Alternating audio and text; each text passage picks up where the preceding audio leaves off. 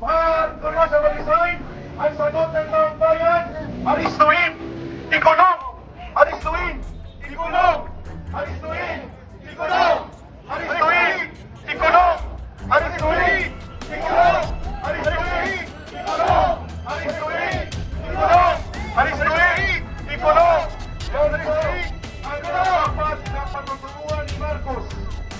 Kaya hindi tayo natututo sa kasaysayan dahil pinapatakas natin ang mga magnanakaw, ang mga kurakot, at ang mga abusado. Kailangan po may mananagot at kailangan pong mayroong makukulong.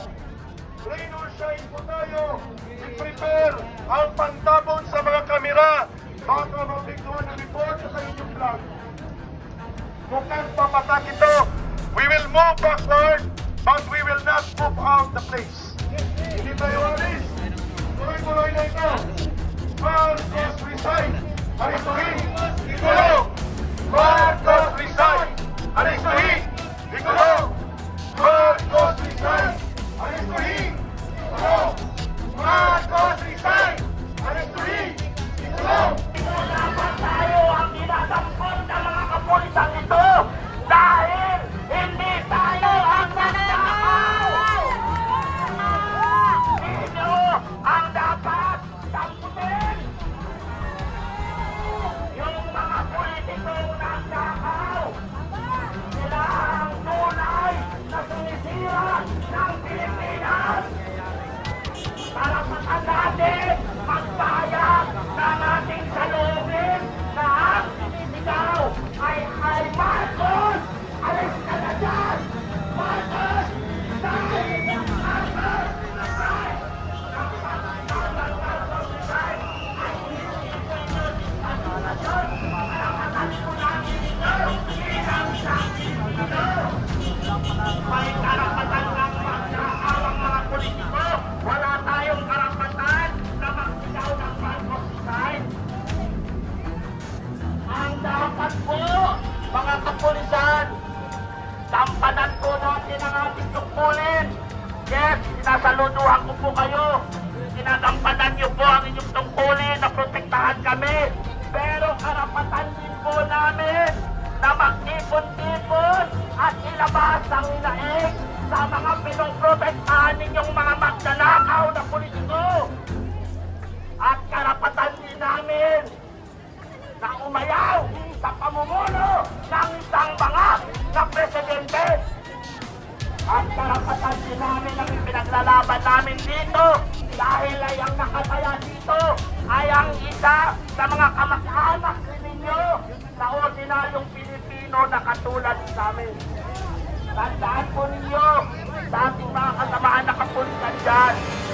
Kayo po ang sumasalo ng galit ng ordinaryong Pilipino habang yung mga boss ninyo na umagutos sa inyo ang sarap ng upo doon sa office naka-aircon, nakataas pa ang paa. Tama!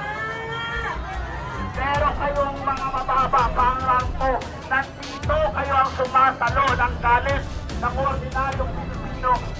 Kaya hayaan natin ang ordinaryong Pilipino na magsalita.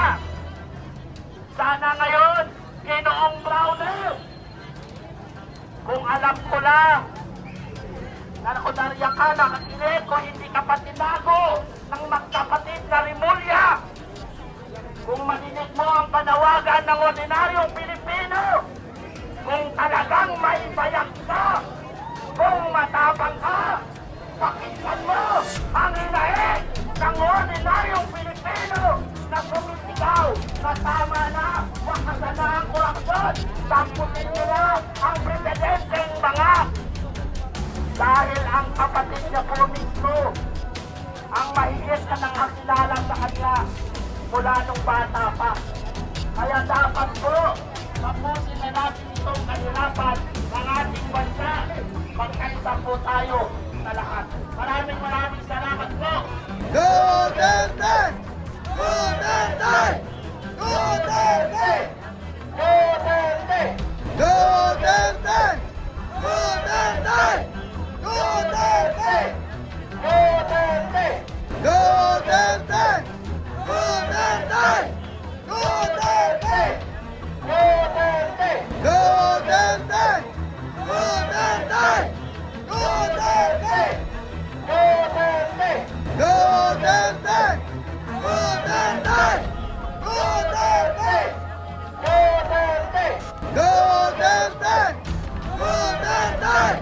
Duterte! Duterte! Duterte! Duterte!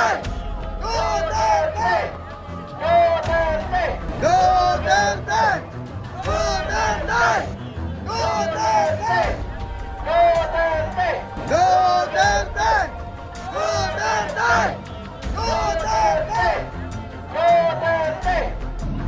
Mga kababayan, papayag ba tayo na ang presidente ay isang drug addict?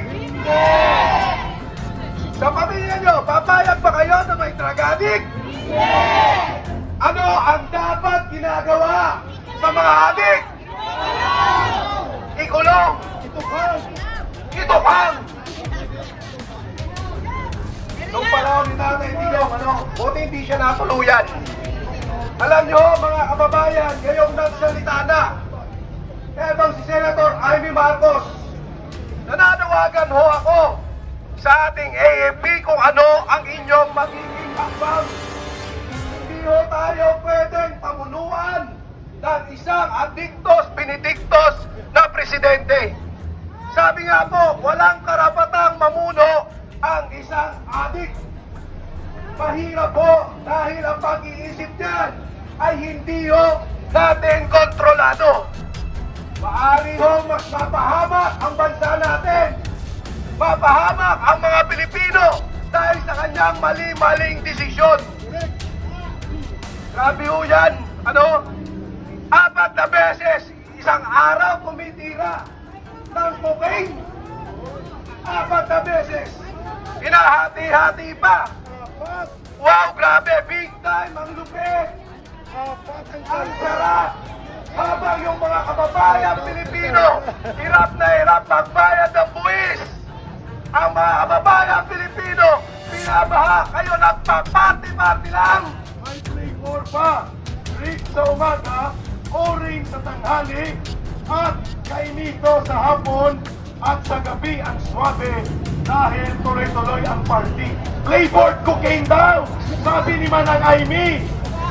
Grabe mga kababayan, hindi lang yung may nakakalimutan. Kay Eric may marijuana pa. Ganon katindi mga kababayan. Kaya ho sa lahat po na nakakapanood ng video natin ngayon, alam nyo na meron tayong isang drug addict na presidente. Halina ho kayo dito sa EDSA Shrine. 1 taon na ho kami rito, sa totoo lang. 1 taon na kaming nananawagan sa inyo. At ngayon ay buo na ang mga pruweba natin. Nagsalita na ang ating mahal na senadora. Ano pang hinihintay nyo mga kababayan? Marcos, you're fired! Hindi ka na kailangan ng sambayanang Pilipino.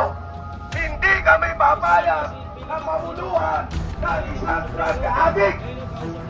Hindi kami papayag na masira ang kinabukasan ng mga kabataan.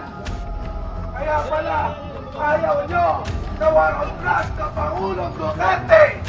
Paborito nyo pala ang droga. Napakahirap po yan mga kababayan. Muli mga kababayan ko, hinahapili namin sa inyo na tayo pa rin ang magdidesisyon. Lumabas kayo! Ulit-ulitin ko, 1 taon na kami rito. Naghihintay kami sa inyo. Palayasin natin, patrisainin natin ang ating adik na presidente.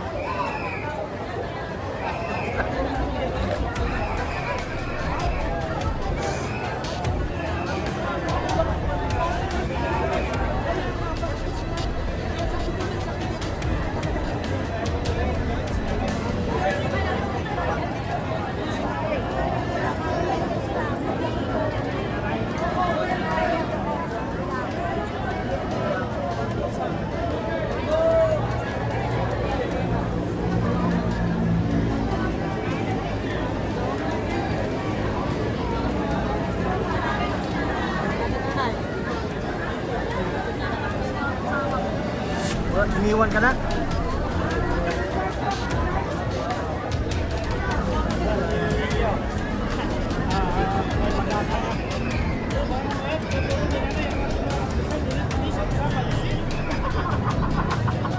Nay! Tinatawanan lang si nanay. Oh, nanay, nanay. Ano mo yan, nanay? Anong ginagawa mo, nanay? Hindi ka pinapansin ni sir. Ay, nanay. Nanay, wag nanay, wag nay.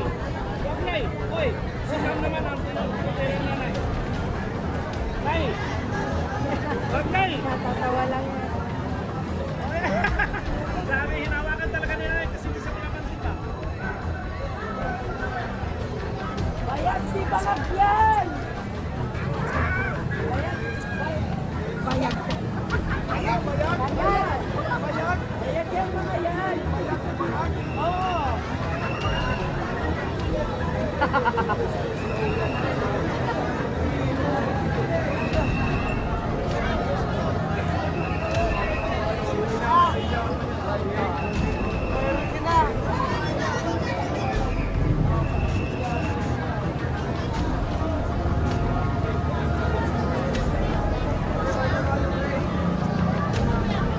Aga ng Christmas bonus na!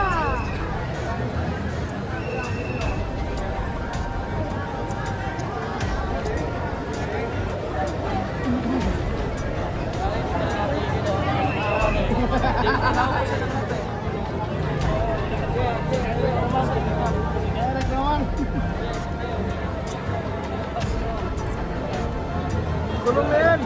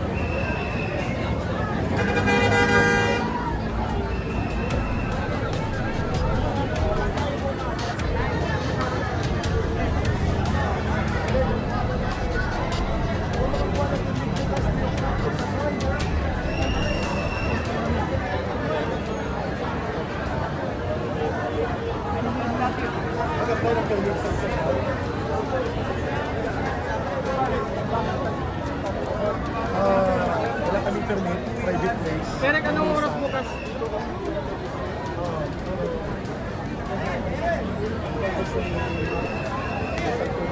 To justify yung state of emergency. Wala kami permit. So we apply.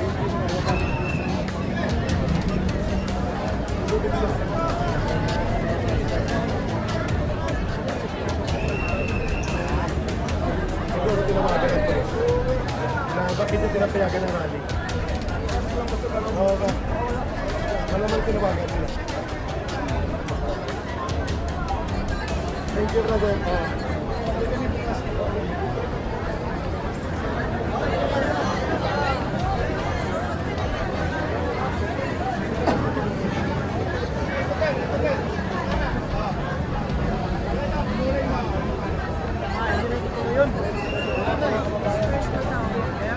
Bukas na po sa ating kasi titignan kung makakuha ng pera. Babalik bukas.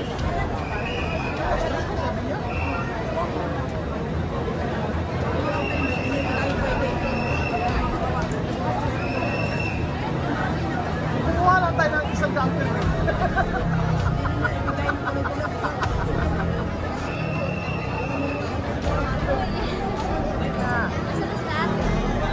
Para sa